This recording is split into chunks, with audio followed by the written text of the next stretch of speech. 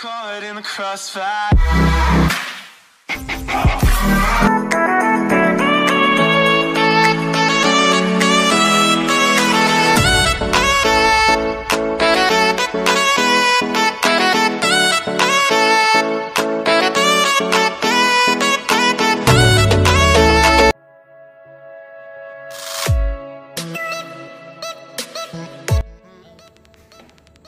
Oke, selamat datang para planter dan para petani perkebunan kelapa sawit dimanapun Anda berada. Hari ini kita akan membahas sebuah tema ya, terkait tentang masalah perkebunan kelapa sawit, dimana banyak sekali kejadian di lapangan ya, yang kondisi tanamannya kering-kering di tepi jalan gitu. Hari ini akan kita bahas lebih jelasnya seperti apa. Oke, terima kasih banyak buat teman-teman yang sudah menonton video ini. Semoga bermanfaat dan bisa memberikan solusi buat para planter dan para petani dimanapun Anda berada. Semoga bermanfaat ya. Ini saya dapatkan berdasarkan hasil pengalaman saya yang saya lakukan di lapangan. Oke, kita lihat seperti apa penjelasannya. Baik, jadi banyak sekali buat para pelaku kebun ya, yang memiliki sawit ya, biasanya tanaman sepanjang jalan itu banyak sekali yang kondisi pelepahnya kering-kering, terutama di bagian pelepah yang tua-tua ya. Memang pada dasarnya apabila dia terserang defisiensi hara makro, maka yang terjadi adalah yang menyerang ataupun yang diserang itu adalah bagian-bagian pelepah yang tua ya, sehingga banyak sekali yang terserang baik defisiensi hara makro kalium maupun magnesium. Nah, itu biasanya yang terjadi di lapangan seperti itu. Banyak sekali di tepi jalan posisinya tanamannya dia terserang defisiensi kalium maupun magnesium, sehingga menyebabkan tanaman menjadi kering-kering ya. Jadi ada beberapa poin ya terkait yang menyebabkan tanaman kelapa sawit mengalami pengeringan di pelepah-pelepah yang paling bawah ya, terutama pelepah yang tua-tua. Nah, biasanya ini adalah tanaman yang terserang biasanya di umur 8 tahun ke atas ya, kondisi tanamannya, terutama di tepi-tepi jalan itu. Biasanya kondisi ini disebabkan karena kandungan C organiknya dia sudah sangat rendah sekali ataupun sudah tidak ada ya.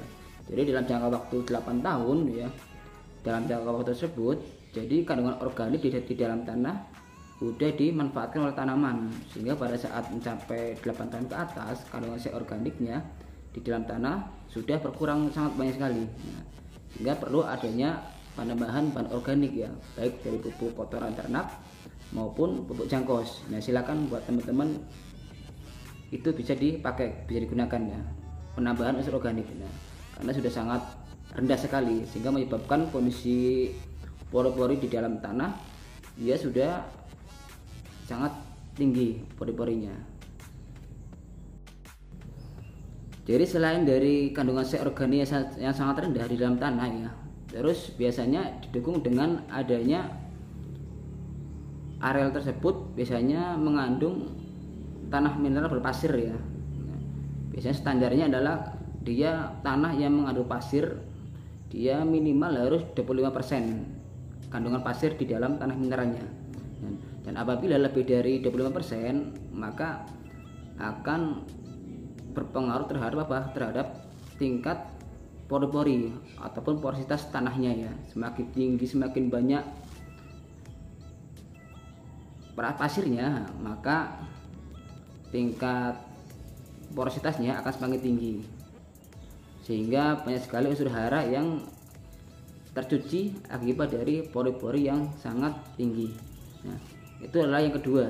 Jadi yang pertama adalah kandungan C organik sangat rendah.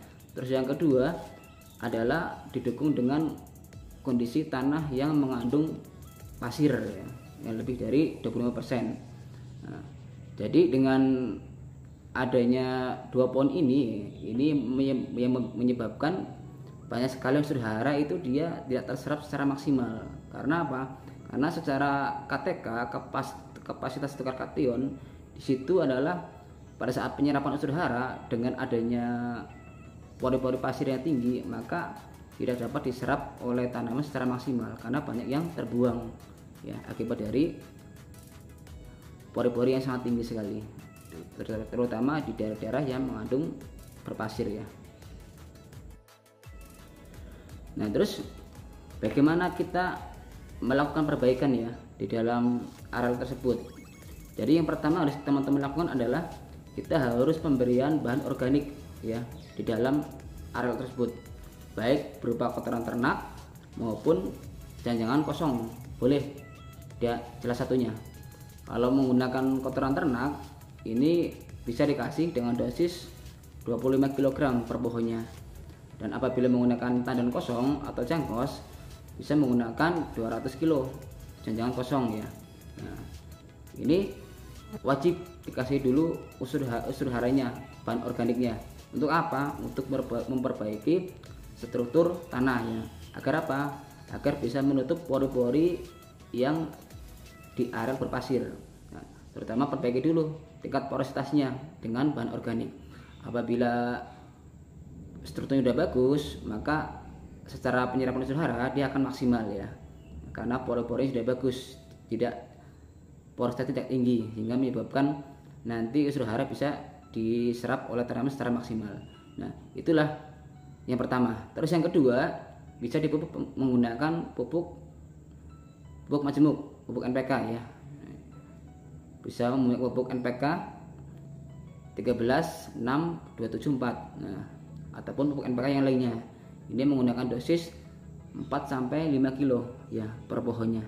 Nah, ini harus diberikan pada tanaman. Nah, setelah waktu dari 1 bulan setelah NPK, terus diberikan pupuk dolomit ya sebanyak 2 kilo. Nah, ini urutan yang harus diberikan agar memperbaiki kondisi tanaman bisa menjadi pulih kembali. Memang untuk tanaman yang sudah kering ini tidak bisa pulih, akan tetapi nanti ketika sudah keluar daun-daun mudanya itu, ini akan menjadi pulih kembali. Kita akan memulihkan tanaman yang sudah kering dan menjadi hijau kembali. Nah, itulah beberapa perbaikan yang harus dilakukan oleh teman-teman untuk memperbaiki tanaman agar bisa menjadi normal kembali. Nah, sekarang pertanyaannya, mengapa sih tanaman kok bisa kering-kering gitu? Kenapa bisa demikian itu? Jadi pada dasarnya di dalam tanah ini dia tersedia unsur hara organik dan air ya.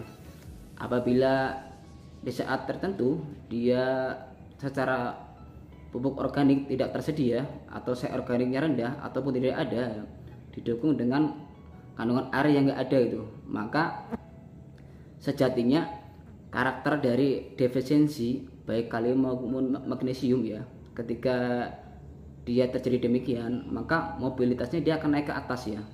Jadi secara pembelahan sel itu, jadi pelepah tua dia akan mentransformasikan ya seluruh unsur haranya ke pelepah yang lebih muda. Nah, sehingga boleh dikatakan pelepah tua dia akan mengalah dan akan memberikan unsur haranya ke pelepah yang muda. Nah, karena dari pelepah yang tua dia tidak mampu lagi untuk melakukan proses fotosintesis ya, sehingga semuanya ditransformasikan ke pelepah muda. Nah, inilah yang membuat tanamannya kering-kering ya. Ketika sudah kering maka tanaman tidak bisa membaik atau bisa hijau kembali dan pasti akan kering dan mati. Nah, ini nanti tidak masalah secara fisiologi tanaman karena akan tumbuh tunas-tunas yang baru. Jadi jangan dibingungkan untuk pelepah-pelepah yang sudah kering itu, karena akan tumbuh tunas-tunas yang baru apabila melakukan perbaikan tadi saya jelaskan tadi di atas. Nah, itulah beberapa studi kasus di lapangan ya, tanaman yang kering-kering biasanya di areal yang di tepi jalan. Nah, ini bahasanya kalau kenapa kok di tepi jalan banyak yang kering-kering terus sampingnya tidak gitu. Nah, lihat dulu kondisi di dalam bloknya gitu.